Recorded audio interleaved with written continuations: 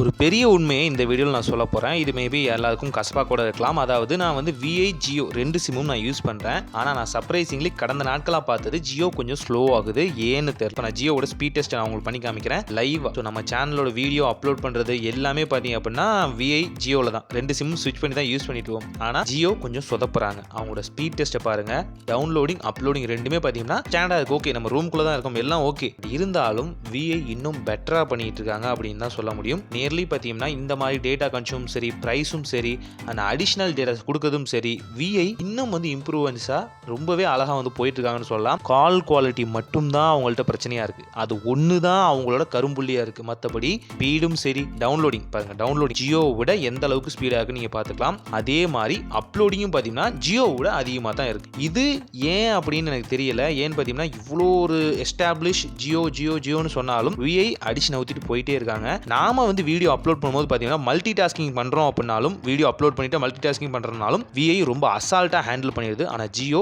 ரொம்ப கஷ்டப்படுது தான் சொல்ல முடியும். நான் ஃபேஸ் பண்ணது சமீப நாட்களாக. இதில் ஏதாவது மாற்று கருத்து இருந்தால் கமெண்ட்டில் சொல்லுங்கள், தெரிஞ்சுப்போம்.